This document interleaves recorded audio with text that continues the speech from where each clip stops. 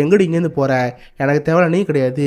வயித்துல இருக்கிற ஜீசஸ் தான். அவளோட மறுபிறவி இந்த உலகத்துக்கு வந்தே ஆகணும். உன் வயித்தை கிழிக்காம விட மாட்டேன்னு சொல்லி நம்ம மீனோட வயித்தை கிழிச்சிட்டு இருப்பான். இதை பார்த்து செம்ம அழிக்க ஆரம்பிக்கும். அப்போ கையில் ஏசு சிலுவையிலேருந்து அந்த ஆணி இருக்கும். அதை எடுத்து அவன் கழுத்துல ஒரே சொருகு. அவ்வளோதான், ஆள் மறுக்கேசாலா கொடுமை அவனை சாவடிச்சிட்டு கெட்டாவது திட்டுவா. அதுக்கடுத்து இந்த ஓட்டையை விட்டு எப்படி வெளியே வந்துடுவா. பார்த்தா அவள் செம்ம பெயின் ஆரம்பிச்சிடும். கிட்டத்தட்ட குழந்தை பிறக்கிற மாதிரி இருக்கு. கத்தி அழுவா. பார்த்தா அவள் குழந்தை பிறக்கும். அந்த குழந்தையோட ஃபேஸ் எதுவுமே நம்ம காட்ட மாட்டாங்க. பட் யூஸ்வலாக ஒரு குழந்தை பிறந்த எப்படி இருக்கும், அந்த குழந்தை அழுகும்ல. பட் அந்த மாதிரி அந்த குழந்தை எதுவும் பண்ணவே இல்லை. ஒரு மிருகம் உருமுனை எப்படி இருக்கும், அந்த மாதிரி உருன்னு சவுண்ட் கேட்டுட்டு இருக்கு. நம்ம இது கூட இந்த லேபில் பார்த்துருப்போம். இதற்கு நிறைய வாட்டி அந்த குழந்தை டெஸ்ட் பண்ணியிருப்பான். பட் அந்த டீன்லேருந்து பிறந்த எல்லாமே ஒரு மான்ஸ்டர் மாதிரி பாய்தான் வளர்ந்துருக்கும். கிட்டத்தட்ட அதே மாதிரி நம்ம மீனுக்கு பிறந்திருக்கும் போல. அந்த குழந்தைய பார்த்த உடனே அவள் செம்ம சாக்காயிடுறா. உடனே அவள் தொப்புள் கொடிய அவள் அப்படியே பல்லாலே கடிச்சு துப்பிடுறா. அதுக்கடுத்து பக்கத்தில் பார்த்தா ஒரு பாறாங்கல் இருக்கும். அந்த பாறாங்கல் எட்டு வந்து அந்த குழந்தை மேலே ஒரே அடி.